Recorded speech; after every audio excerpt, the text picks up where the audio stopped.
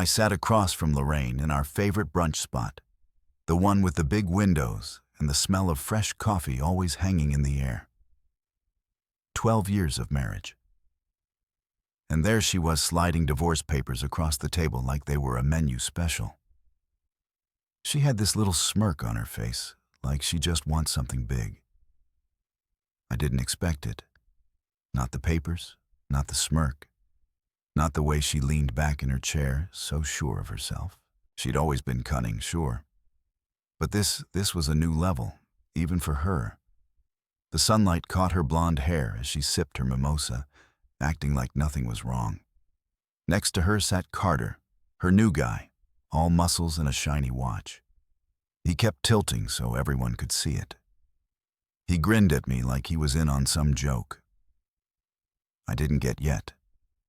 The papers sat there between us, crisp and white, a neat little stack that spelled out the end.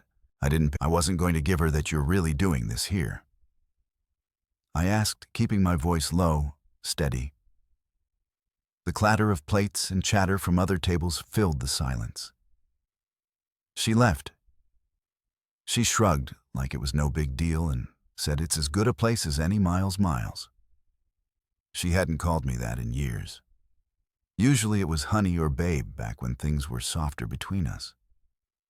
Now it was Miles, like I was just some guy she used to know. Carter chuckled, flexing his arm a little as he reached for his coffee. Showing off like that made him better than me. I wanted to knock that stupid watch off his wrist, but I didn't move. I just sat there, letting it sink in.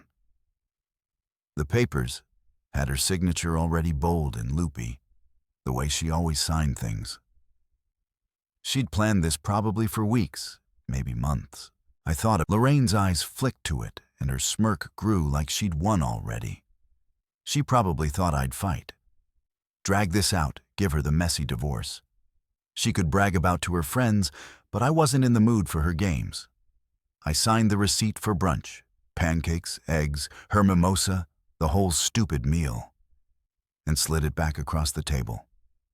"See you in court," I said, looking right at her. No yelling, no pleading. Just those 4 words. Lorraine. I shoved my hands in my pockets and started toward my car, the divorce papers still sitting on that table. In my mind, I wasn't mad. Not yet, I was just awake. For the first time in a long time, I felt awake. Lorraine thought this was her move, her big play. But she didn't know the board we were playing on. Not yet.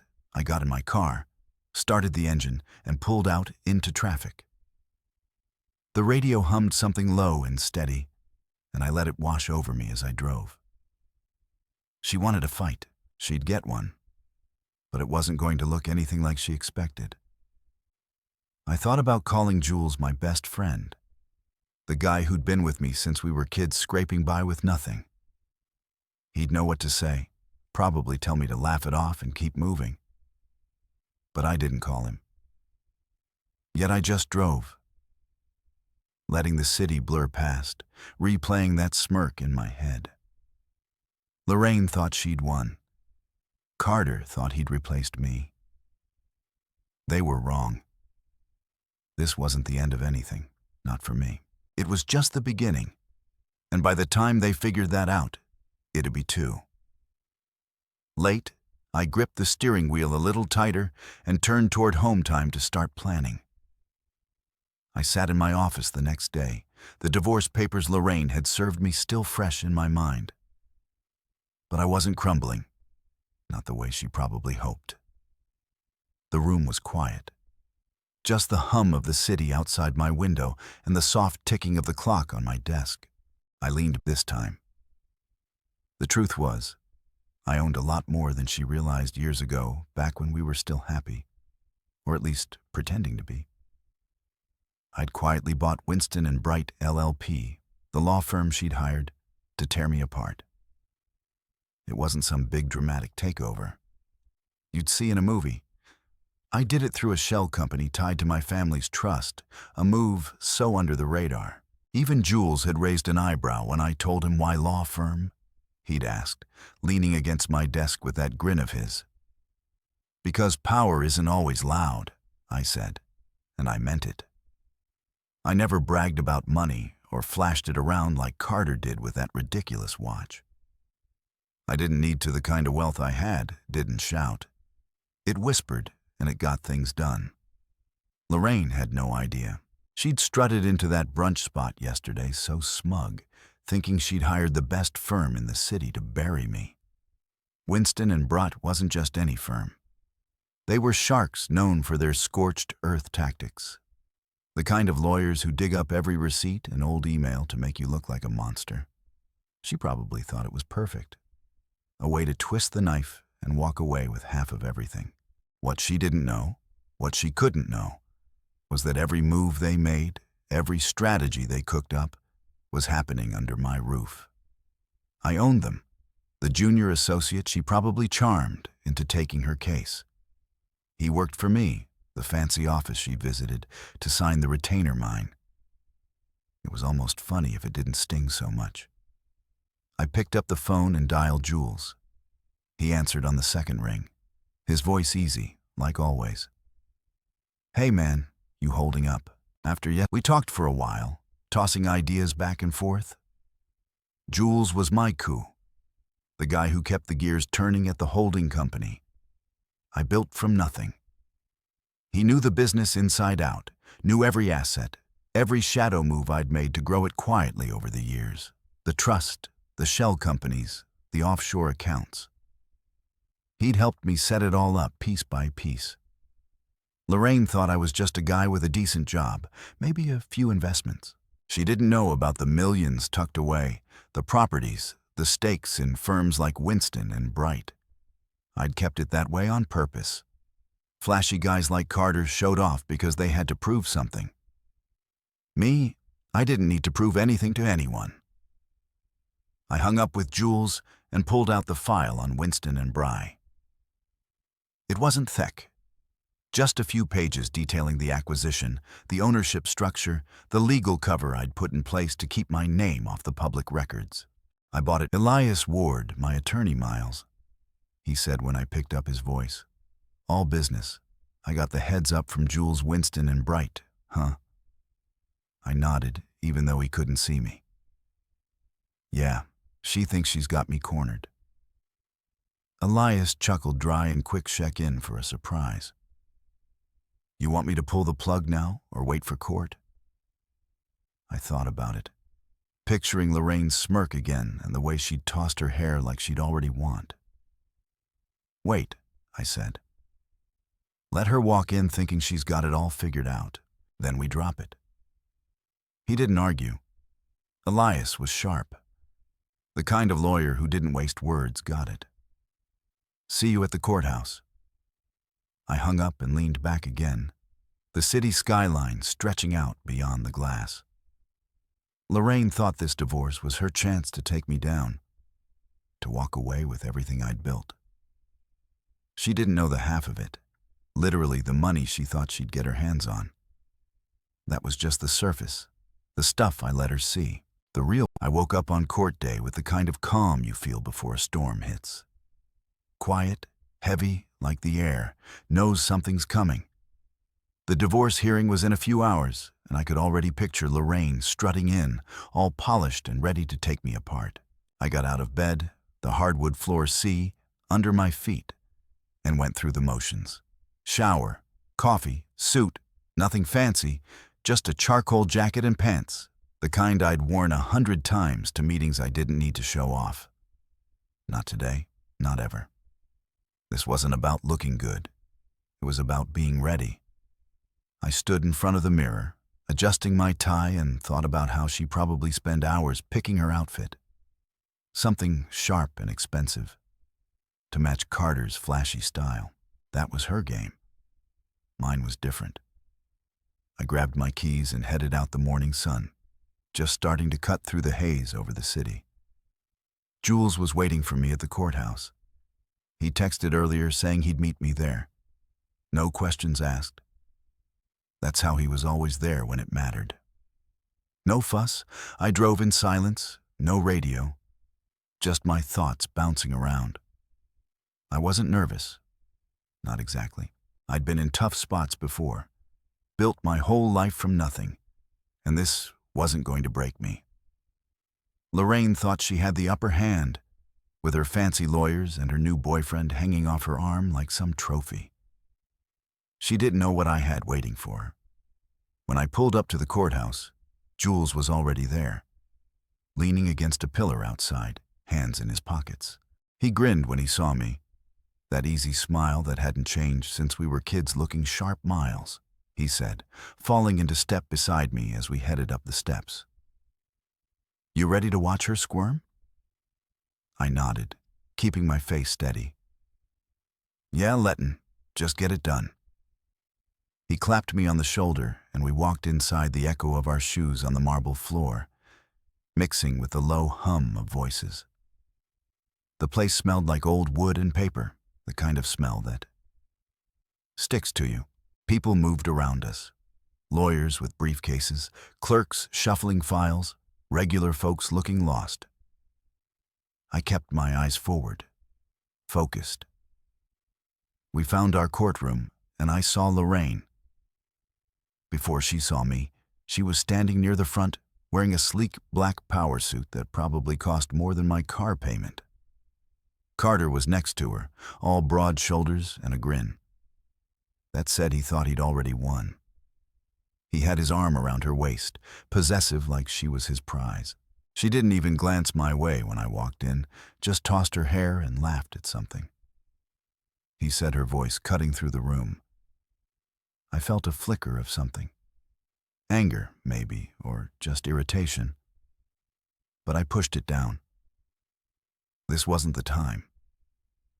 I took my seat on the defendant's side, Jules sliding in beside me, still grinning like he knew something. She didn't. He did. We both did. Elias showed up a minute later, his suit crisp, his face all business. He set his briefcase on the table and started flipping through papers, barely looking up morning. He said, voice low, they cocky. Good. Makes this easier. I nodded, watching him work. Elias was the best sharp, no nonsense. The kind of guy who could cut through a lie with one question. I'd hired him years ago for a business deal, and now he was here, ready to turn Lorraine's plan inside out. He didn't care about the drama, just the facts. And that's what I needed. Today, across the aisle, Lorraine's lawyer, a young guy named Braden Kell, was fussing with his notes, adjusting his tie like he was about to give a speech to a stadium. He had that eager look, like he thought this was his big break. Lorraine must have picked him because he was hungry, the type who'd fight dirty. Just to prove himself, she leaned over and whispered something to him, her hand brushing his arm, and he nodded, all puffed up. Carter sat back in his chair, legs spread wide like he owned the place. I almost laughed. They had no idea what was coming. The BFF stepped forward, his voice booming through the room. All rise for the Honorable Judge, Miriam Calloway. Everyone stood, the rustle of clothes and papers filling the space. I straightened up, hands at my sides, watching as the judge walked in. She was older, maybe 60, with steel gray hair pulled back tight and eyes that didn't miss a thing. She sat down, adjusted her glasses, and nodded at the bailiff. Be seated. She said, her voice firm, no room for nonsense. We all sat, and I felt Jules nudge me under the table. Is grin still there? This was it, Judge. Calloway looked over her papers, then up. At the room, case number 4721, Caldwell versus KN. She said, her tone flat. Kunal, please identify yourselves. Elias stood first, buttoning his jacket. Elias Ward, representing Miles Knox, Your Honor. He sat back down, smooth and quick. Brian popped up next, flashing a smile that was too big for the room. Brian Kell, representing Lorraine. Caldwell, Your Honor. With Winston and Bright LLP, he sat down looking pleased with himself. like saying the firm's name was enough to win. I glanced at Lorraine. She was staring straight ahead, that smirk from brunch still lingering on her lips. Carter shifted beside her, checking his watch again, probably thinking this would be over fast. They thought they had pinned me, the boring husband who'd let her walk all over him for years. I leaned back in my chair, keeping my face blank. The courtroom felt smaller now, the air thicker, like everyone was holding their breath. For what came next? Judge Calloway tapped her pen once, twice, then sit it down. She looked at me, then at Braden, then back at me. I met her eyes and waited. This was my moment, and I wasn't going to blink.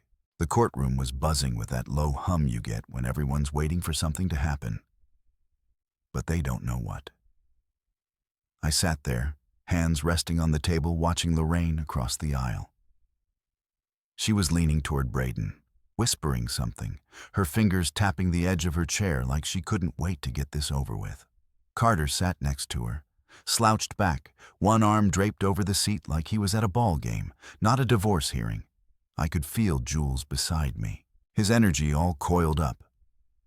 Ready to see this play out, Elias was still flipping through his papers, calm as ever, like he'd done this 1,000 times he had.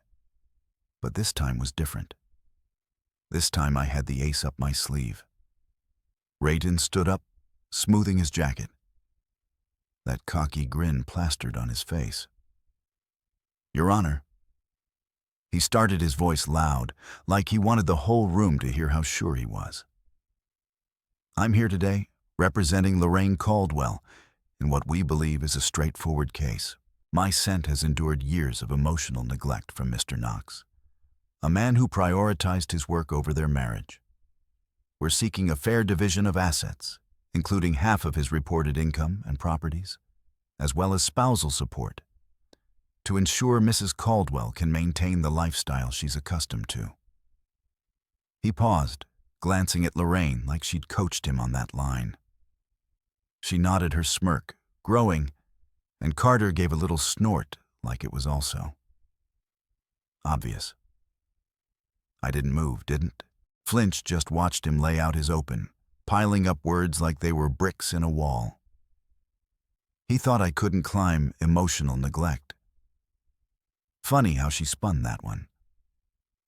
I'd spent years keeping our life steady, paying the bills, building something solid, while she'd started drifting, chasing whatever caught her eye. Now it was Carter with his gym muscles, and that watch he kept flashing. Brian kept going, tossing out numbers, my salary, the house, some savings account. She dug up like he'd already won. I let him talk. The more he said, the better this was going to feel. Then Judge Calloway raised her hand. Just a small lift, but it stopped. Brian mid-sentence. He froze, mouth half open, like a kid caught talking in class. The room went dead quiet, every eye on her. She adjusted her glasses, peering over them at me, then at Braden, then back at me again. I met her gaze steady, not giving anything away. She tapped her pen once on the desk, the sound sharp in the silence, and leaned forward. Mr. Knox? She said, her voice cutting through the air like a blade. As the registered majority owner of Winston and Bright LLP, would you like to proceed with allowing this representation to continue? It was like someone dropped a bomb in the room, and the blast just hung there, silent and heavy. Braden's face went slack, his papers slipping a little in his hands. Lorraine's head snapped toward me, her smirk gone, replaced by wide eyes and a mouth that couldn't decide whether to close or drop open more. Carter sat up straight, blinking fast, and muttered, "Wait, what does that mean? They're disqualified or something?" His voice sounded small, confused, like he'd wandered into the wrong movie. Jules nudged me under the table, and I could feel his grin without even looking.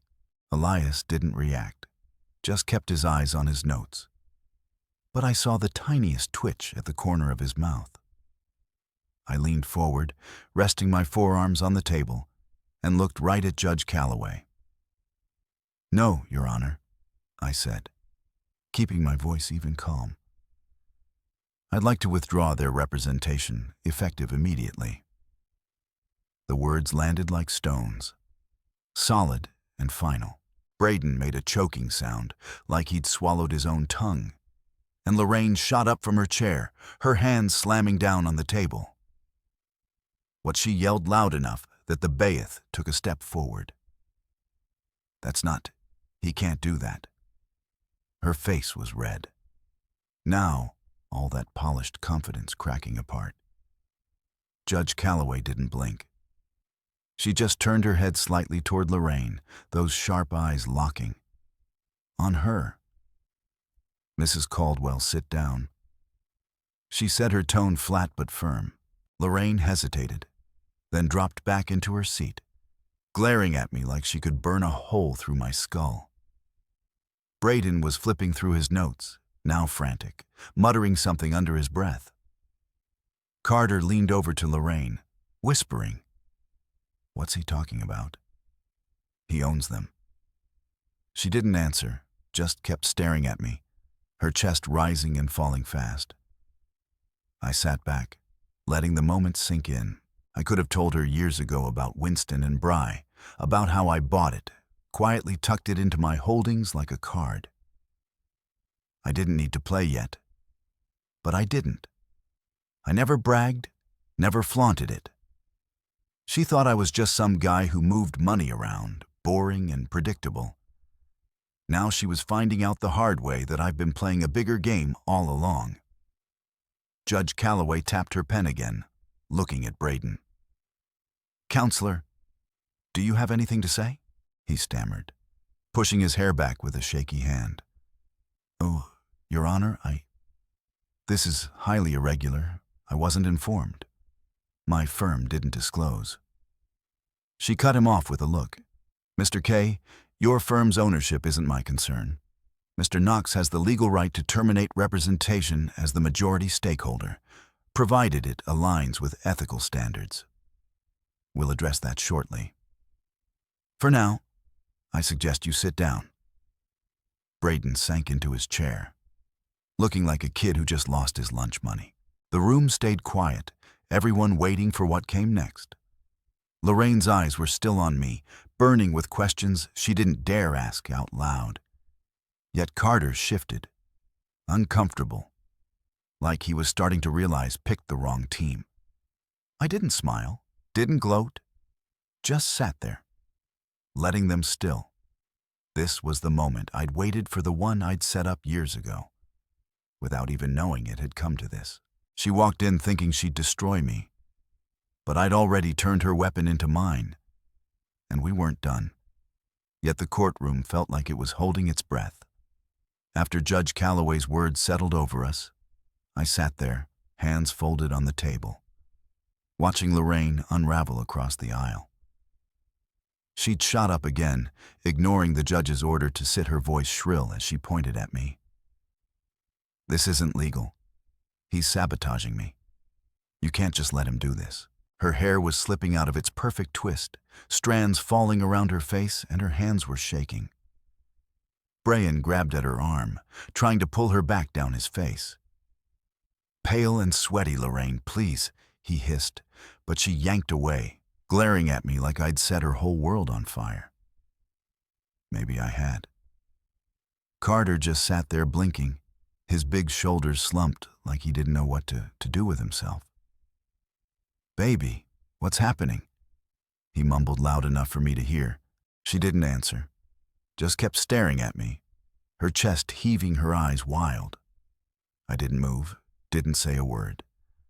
I just looked back at her, calm and steady, letting her feel the weight of what she'd walked into. Judge Calloway cleared her throat sharp and loud, and Lorraine finally dropped back into her seat. But her glare never left me. The judge adjusted her glasses and turned to Braden.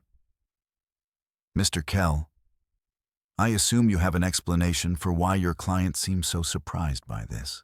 Brian fumbled with his papers, his tie crooked. Now, His confidence gone, Your Honor. I, Mrs. Caldwell, wasn't aware of Mr. Knox's ownership. Neither was I.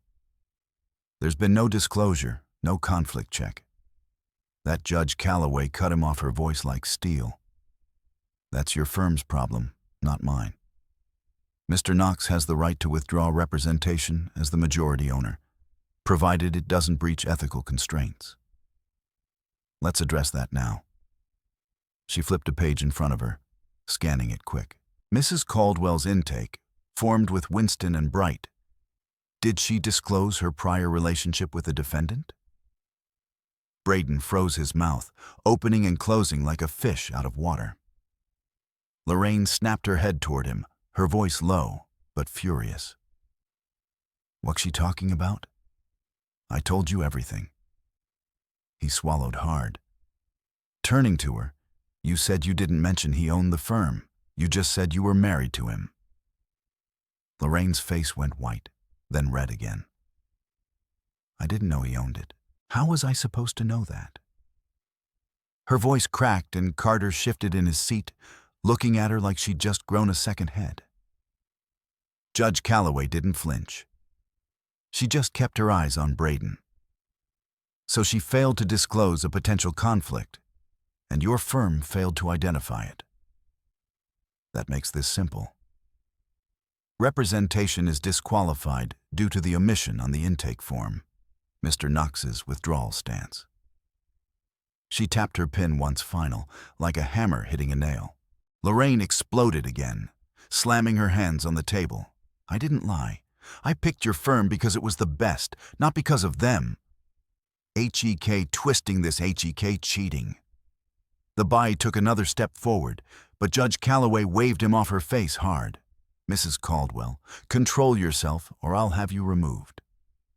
I leaned back in my chair, feeling Jules nudge me again, his grin wide.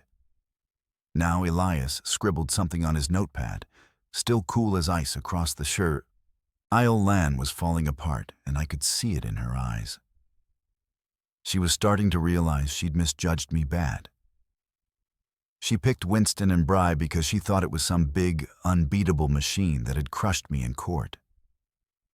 She didn't know it was mine, didn't know I'd bought it years ago back, when she was still smiling at me across the dinner table. I'd never told her, not because I was hiding it, but because I didn't need to. She'd always laughed at my boring work, never asked about the details. Now those details were biting her back. Braden tried to recover, standing up again, his voice shaky. Your Honor, this puts my client at a severe disadvantage. We request a continuance to secure new counsel. Judge Calloway didn't even look at him, just kept writing something, request noted. But Mrs. Caldwell chose her representation, and she'll live with the consequences of that choice. Today we proceed with what's on the table. Braden sank back down defeated, and Lorraine turned to me, her voice low and venomous. You planned this, didn't you? You set me up. I met her eyes, kept my face blank. No, Lorraine, you set yourself up. It was the first thing I'd said since the bombshell dropped, and it hit her like a slap. She flinched, then turned away, muttering something to Bra, and I couldn't hear. Carter leaned over again, whispering. So what now? Sheck got no lawyer. Lorraine shoved him back, snapping, Shut up, Carter. He recoiled, looking lost, and I almost felt bad for him almost. The judge moved on, calling Elias up to present my side. He stood smooth and steady, laying out a simple defense. Our marriage had ended. I provided for her, and her claims of neglect were exaggerated. No fireworks, just facts. Lorraine didn't have much to fight back with. Now, not without Braden scrambling beside her. I watched her the whole time, saw the panic creeping in the way, her hands twisted together in her lap.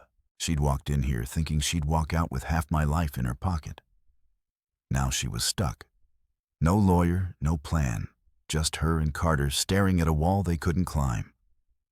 When Elias sat down, Judge Calloway looked at Lorraine. "Mrs. Caldwell, you're welcome to represent yourself for the remainder of this hearing, or we can adjourn after Mr. Knox's counsel finishes your call." Lorraine didn't answer right away, just glared at me, then at the judge, then back at me. Finally, she muttered, "I need time." The judge nodded. "Very well. Hearing adjourned until tomorrow, and get your house in order." She banged the gavel, and the room exhaled. I stood up. Butting my jacket, and Jules clapped me on the back. "Was beautiful, men," he said, laughing low.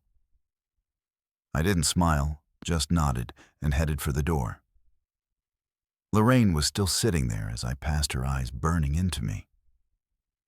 I didn't look back. She'd figure out soon enough that this wasn't sabotage. It was just me playing the hand I'd been holding all along. I walked out of the courtroom with Jules at my side, the echo of Judge Calloway's gavel still ringing in my ears. The hallway was busy. People shuffling past, lawyers barking into phones, clerks hauling stacks of files. But it felt like the world had slowed down just for me. Lorraine was back there, scrambling, probably yelling at Braden or Carter or anyone who'd listen. But I didn't care. I'd done what I needed to do, flipped her whole game upside down, and now she was stuck. No lawyer, no plan, just her own mess staring her in the face. Jules nudged me as we hit the stairs, his voice low and amused. "She's going to lose it out there. Man, you see her face." When the judge shut her down, I nodded, keeping my eyes forward. Yeah, she didn't see it coming outside. The air was crisp, the kind of March chill that wakes you up. I stopped on the courthouse steps, hands in my pockets, and took a deep breath. Jules leaned against the railing, grinning like a kid who just won a bet. What's next? She's got no one to fight for. Now thinks she'll cave. I shrugged, watching cars roll by on the street below. Maybe depends how stubborn she wants to be. He laughed short and sharp. Stubborn's her middle name, but she's got no moves left. You've got her cornered. He was right. Lorraine was out of options. After Judge Calloway disqualified Winston and Bry, she tried calling other firms right there in the courthouse lobby. I'd seen her on her phone as I walked out, pacing, her voice rising with every word. But word travels fast in this city. No decent lawyer was going to jump into a case that had just blown up like that. Not with her screaming at staff and Carter heckling the baith like some drunk fan at a game. She dug her own hole, and now she was standing in it, alone. I almost felt bad for her. Almost back at my office, I sat down with Elias to figure out the next step. He was already at the table. When I got there, his jacket off sleeves, rolled up a cup of coffee steaming in front of him. "She's got until tomorrow morning," he said, not looking up from his laptop. But she's not going to find anyone good in that time. Best she'll get is some bottom feeder who will take her money and flail I. Sat across from him, loosening my tie. "What's our play?" He tapped a few keys, then slid a folder over to me. "We offer her a settlement. Clean, simple, fair. She signs, we're done. She fights, she loses more." I opened the folder. Numbers, terms, a breakdown of what I was willing to give her. It wasn't half, not even close, but it was enough to keep her quiet. Let her walk away with something. The house, some cash, a little piece of what she thought she deserved. The real stuff, my holdings, the trusts, the offshore accounts, that was untouchable, locked up where she'd never find it. Elias leaned back, sipping his coffee. "She'll hate it, but she's got no leverage. Judge Calloway's already pissed. She threatens sanctions if Lorraine wastes more time tomorrow." I nodded, flipping through the pages. "Think check, take it." He smirked just a little. "She won't want to, but she's not stupid. Once she calms down, she'll see. It's her only out. I closed the folder and slid it back. Draft it up, Letton. Get it to her today. Elias didn't argue. Just got to work, his fingers flying over the keyboard. I stood and walked to the window, looking out at the city stretching below this. Was it the end of 12 years, wrapped up in a few sheets of paper? It didn't feel like a win. Not yet. Just a step later that afternoon, Elias sent the settlement offer to Lorraine's email, her personal one, since she didn't have a lawyer to handle it. Now I pictured her opening it, sitting in that big house we used to share, Carter probably hovering nearby, confused and useless. She'd read it, fume, maybe throw something, but she'd have to face reality eventually.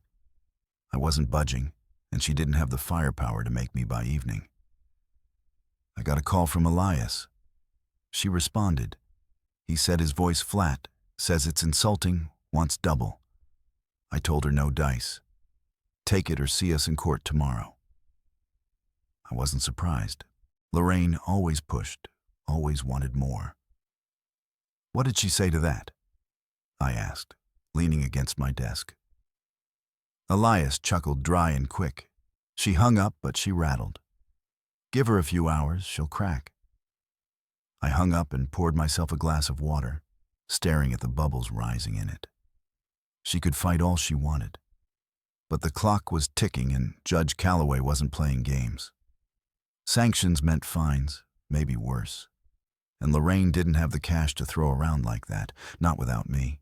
The next morning, I was back in the courtroom. Jules beside me, Elias at the table. Lorraine walked in late. No lawyer, just Carter trailing behind her like a lost puppy.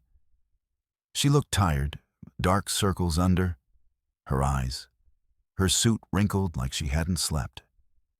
Judge Calloway didn't waste time. Mrs. Caldwell, I assume you're representing yourself? Lorraine nodded, her jaw tight. Yes, Your Honor. The judge raised an eyebrow. Very well, Mr. Ward. Proceed. Elias stood laying out the settlement offer again, calm and clear. Lorraine tried to interrupt, rambling about how I tricked her, how it wasn't fair. But Calloway shut her down fast enough. She said, her voice like a whip. You've had time to prepare. This isn't a soap opera. Accept the offer or we move forward and I'll be adding sanctions for delaying my docket. Lorraine went quiet.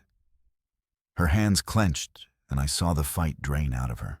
She signed the papers, her pen scratching hard against the page, her face bitter and furious. Carter walked out before she did not even waiting. I watched her go the door, swinging shut behind her. It was over. She lost and she knew it. I didn't feel like cheering, just stood there, letting it sink in. She'd come at me with everything she had, and I turned it all back on her. Now she was gone, and I was still standing. I left the courthouse that morning with the settlement signed and Lorraine out of my life for good. The air outside felt lighter, like the weight of the last few months had finally lifted off my shoulders. Jules walked beside me, hands in his pockets, whistling some tune I didn't recognize. You did it, man, he said, glancing at me with that grin of, is Sheck gone and you're still standing? How's it feel? I shrugged. Stepping down onto the sidewalk doesn't feel like much yet, just done. He nodded like he got it, and we headed to my car in silence. The city hummed around us, horns honking, people rushing by. But I was in my own head, replaying the last few days, the look on Lorraine's face when she signed those papers. Bitter and beaten back at my office, I shut the door and sat at my desk, the quiet wrapping around me like a blanket. The case file was still there, a thick stack of papers Elias had left behind. I pulled it over and flipped it open, not sure why, just needing to see it one last time. Lorraine had tried everything. Dug up old text messages where I'd said I'd be late from work, bank records, from accounts she thought were the whole story. anything she could twist into emotional neglect. I read through a few dry, short messages about meetings and deadlines, stuff she'd ignored back then, but now tried to use against me. It was almost funny how desperate she'd gotten. But it didn't matter. Those were just the decoys, the surface stuff. I let her see the real assets, the millions, the properties. The stakes in firms like Winston and Bry were buried deep, locked in blind trust, with Jules running the show. She never had a chance.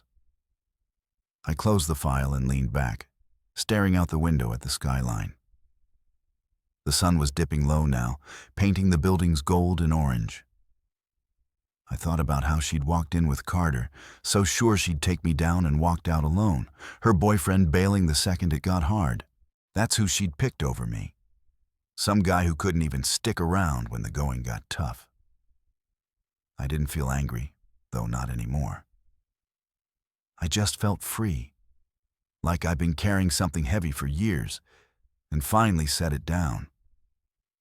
Lorraine thought she knew me, thought I was just a boring guy who'd let her walk away with everything. She didn't know half of it, and now she never would. My phone buzzed on the desk, pulling me out of my thoughts. A text from Lorraine, just one line. "How long have you owned them?" I stared at it, the words glowing on the screen, her voice practically jumping out of them. She meant Winston and Bright.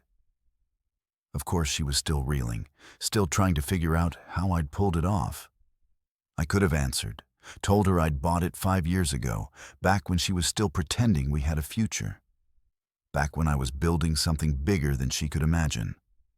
But I didn't. I set the phone down face up and let it sit there unanswered. She didn't deserve an explanation. She'd made her choices and made mine. I got up and poured myself a glass of water from the pitcher on the shelf, the coolness of it steadying me. The office was empty. Now Jwess had gone home. Elias was off doing whatever lawyers do after a win. It was just me and the hum of the building, the faint sounds of traffic filtering out from the street. I walked back to the window, glass in hand, and thought about what came next. This wasn't a victory lap. I didn't need to gloat or throw a party. That wasn't me. Lorraine had come at me with everything she had, and I turned it back on her without breaking a sweat. That was enough. I sipped the water, letting it roll down my throat, and remembered the early days with her back when we were young, broke, figuring it out. She'd been different then, softer, laughing at my dumb jokes, curling up next to me on that ratty couch we'd found on the curb somewhere along the way. She changed.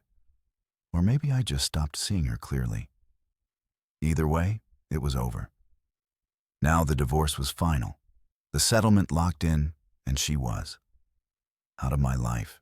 I didn't need to look back, didn't need to wonder what could have been. I built something solid, something mine, and she couldn't touch it. The phone buzzed again. Another message from her. I didn't check it, just turned it face down and left it there. Whatever she had to say, it didn't matter anymore. I finished the water and set the glass on the desk, then grabbed my jacket. The day was done and I was ready to go home. Not to the house we'd shared, but to the apartment I'd moved into a few months back. Small and simple, just mine. I locked the office door behind me and took the elevator down, the soft ding of each floor, marking the end of something out on the street. The air was cooler. Now, the city settling into night. I walked in my car, hands in my pockets, feeling lighter than I had in months. Lorraine's question echoed in my head. How long have you owned them? But I pushed it away. She'd find out eventually, maybe dig around and piece it together, but by then it'd be too late. I'd already moved on. The engine purred when I started the car, and I pulled out into traffic, the lights blurring past. This wasn't the end of my story, just the end of hers in it, and that was fine by me. I woke up the next morning in my new apartment, the sunlight slipping through the blinds and hitting the bare walls. It wasn't much, just a one-bedroom place with a small kitchen and a view of the street. But it was mine, and that felt good. No trace of Lorraine here, no echoes of her voice or her stuff cluttering up the space. I got out of bed, the floor cool under my feet, and made coffee. The machine gurgling as I stood there in sweatpants and a t-shirt. The divorce was done, the papers signed, and now it was just me. I didn't feel like celebrating, not the way Joe probably expected, with drinks and loud laughs. That wasn't my style. I just wanted to keep moving, keep building. I took my coffee to the table, a little wooden thing I'd picked up cheap, and sat down. Staring out the window, the city was waking up, cars rolling by, people heading to work. I thought in the conference room. The air smelled like printer ink and the sandwiches we'd ordered in. Elias was still riding the high of the hearing. His tie loosened, a rare smile tugging at his face. "We should have seen her face when you pulled the plug on Winston and Bright," he said, leaning back in his chair. "Priceless." Jules laughed, biting into his turkey sub. "She thought she had you, man, thought she'd walk out with your whole life in her purse." I nodded, picking at my own sandwich. "Yeah," Jules grinned, leaning forward. "Hell yeah, he's serious. My name on a law firm. I'm in." I smirked a little. First time I'd felt like smiling in days. It's not just about the name. We take it into tech litigation, philanthropy cases, make it ours. Elias didn't argue, just nodded already, thinking it through. I like it. Fresh start, new direction. I'm in too. I promoted him to partner right there. No hesitation. He'd earned it, sticking with me through the chaos, turning Lorraine's attack into nothing. We shook hands, and Jules clapped us both on the back, laughing, Nukes and Rivera. Sounds like a powerhouse already, it did. It felt right, something solid, something I could build on with the two guys I trusted most. We spent the afternoon sketching it out. New branding, new cases, a quiet knot to where we'd started. Me and Jules scraping by with nothing but big ideas. Later that week, Lorraine texted again. I was at my desk going through emails when it popped up. "I'm sorry, Miles. I didn't mean for it to get this bad." I stared at it, the words sitting there like they wanted something from me. An apology after everything she'd pulled. I didn't feel angry, though. Didn't feel much at all. She'd made her choices. Carter, the divorce, the tantrums. And I'd made mine. I didn't know her a response, didn't know her anything. I deleted the message and kept working the hum of the office, filling the silence. The days turned into weeks, and I settled into the new rhythm. KNX and Rivera took shape. Elias brought in a tech startup case, some small company fighting a patent grab by a bigger. Fish, and we want it clean. I like that, helping the little guy, the ones who reminded me of myself way back, when I started spending less time at the office, though, letting Jules and Elias steer the ship. I needed space time to figure out who I was. Without Lorraine's shadow hanging over me, I wasn't hiding, not like before, when I kept my wealth quiet to avoid the spotlight. I was just shifting. One night I was at the apartment cooking dinner. Nothing fancy, just chicken and rice in a pan. The smell filled the place, warm and simple, and I realized I hadn't cooked like this in years. Lorraine always wanted takeout or restaurants, something to show off. This was better. I ate at the table, the TV off, just me in the quiet. It hit me then. I wasn't mad at her anymore. She tried to take me down, and I'd come out stronger, not because I'd beaten her, but because I'd let her go. I didn't need to prove anything, didn't need her approval or her regret. I was done. I cleaned up the clink of dishes in the sink grounding me and looked around the place. Bare walls, a few boxes still unpacked. But it was starting to feel like home. I didn't need much, just enough to keep going. The firm was growing, my life was mine again, and Lorraine was a memory fading fast. I turned off the lights and headed to bed, the city buzzing outside. This was the rebuild, slow and steady, and I was good with that. I stood on the porch of the lake house side, bought upstate, the early morning air cool and sharp against my skin. It was a few months after the divorce, and the city felt like a lifetime ago. The water stretched out in front of me, flat and quiet, reflecting the trees turning red and gold. I'd found this place on a whim, a small weathered cabin with a dock and a view that made you forget the noise of everything else. It wasn't fancy, nothing like the big house Lorraine and I used to share. But that's why I liked it. No pretension, no ghosts, just me and the stillness.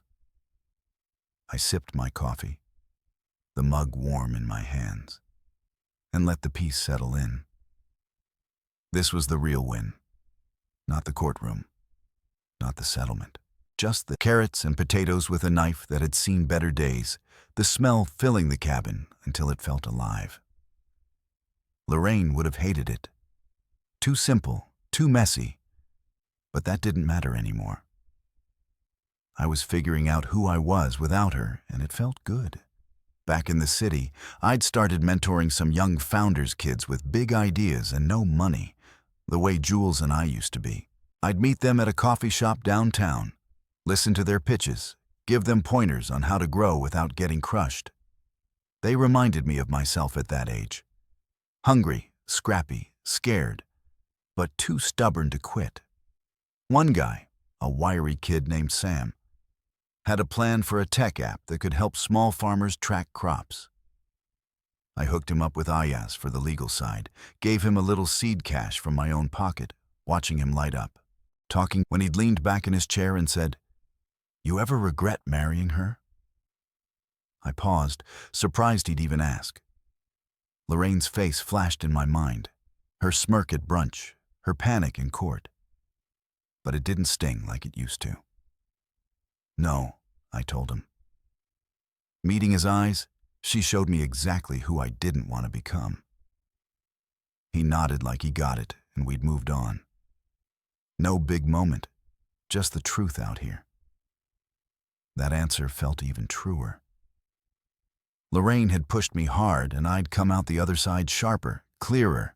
She'd wanted flash control, a life where she could show off and feel big.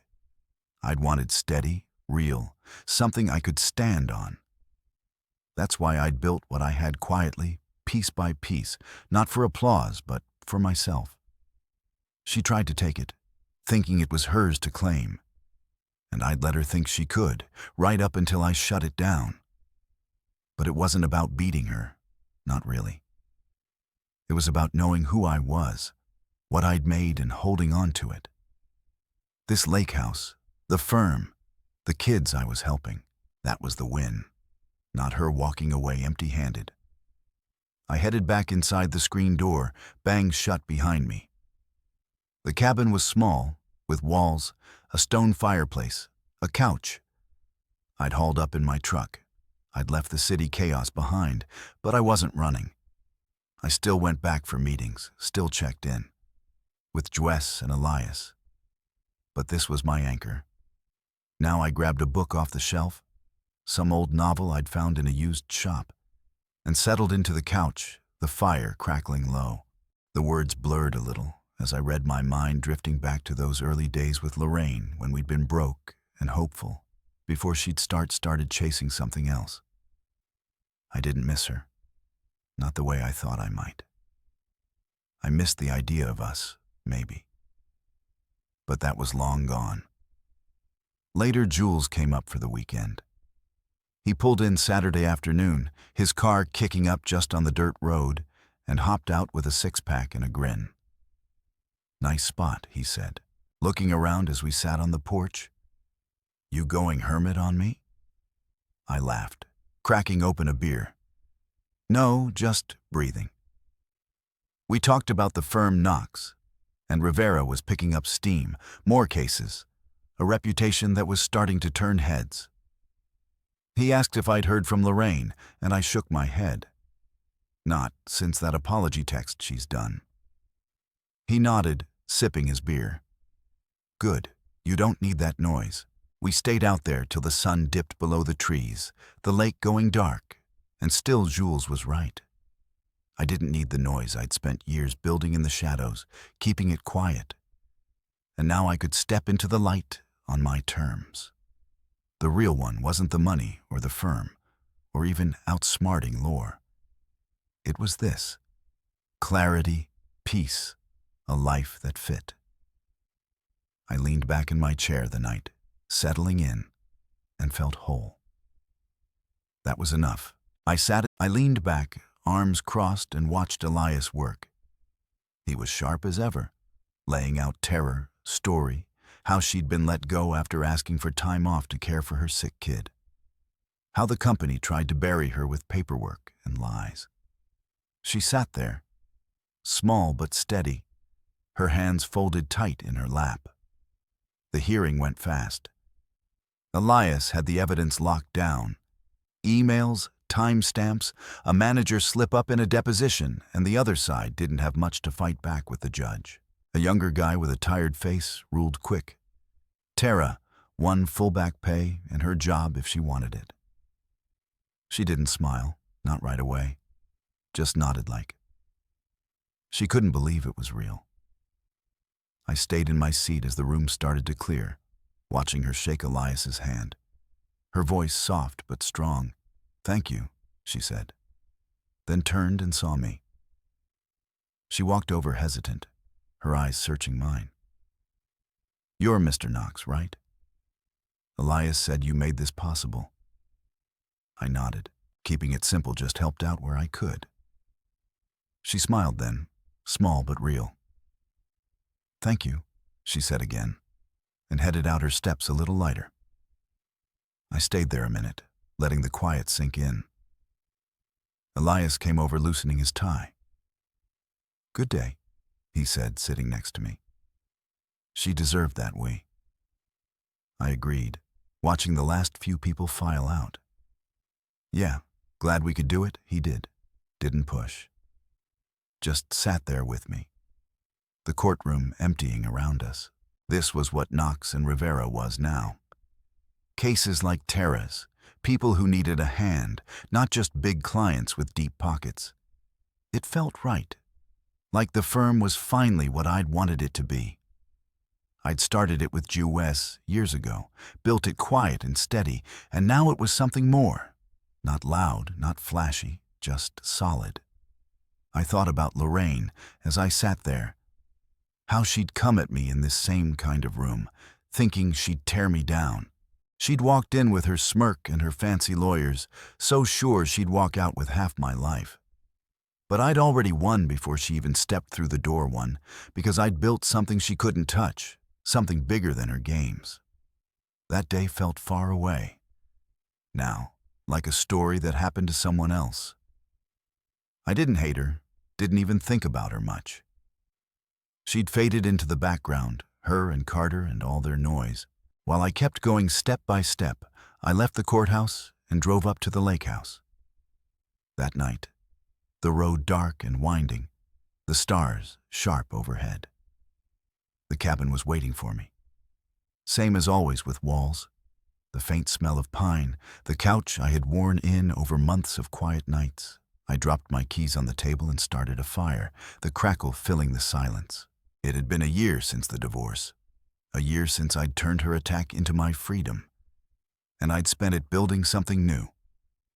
The firm, the mentoring, this place. It was all mine, shaped by my hands, not hers. I didn't need to prove anything to anyone, didn't need the world to know my name, Tara knew Sam, the tech kid knew Jedwes, and Elias knew that was enough. I grabbed a beer from the fridge and sat by the fire, the warmth seeping into me. The lake was out there, dark and still a mirror for the sky. I thought about how I'd gotten here from nothing, scraping by, with Jules to this. Lorraine had been part of it, sure, but she never understood it. She saw money, status, things to show off. I saw roots, something to stand on. That's why I bought Winston and Bride all those years ago, why I tucked my wealth away in trusts and shells. Not to hide, but to protect, to make sure no one could take it from me. She tried, and I'd let her think she could. Right up until I pulled the rug out, the fire popped, sending sparks up the chimney, and I took a sip of the beer, cold and bitter. I didn't regret her, not the way people might expect. She pushed me to see what I was made of, forced me to draw a line and hold it. Without her, maybe I'd still be coasting, letting life happen. Now I was here in this cabin with a firm that mattered and a life that fit full circle back to me. But better, I didn't need her to lose for me to win. I'd won by letting her go, by building something she couldn't break. I finished the beer and set the bottle down, leaning back into the couch. The night stretched out, quiet and deep. And I felt it, liberation, real and simple.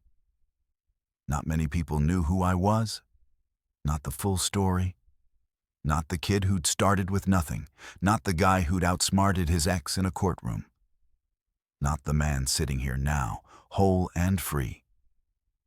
And that was how I liked it. I closed my eyes, the fire's glow warm on my face, and let the peace take over. She'd come to court thinking she'd destroy me, but I'd already won before she even walked through the door.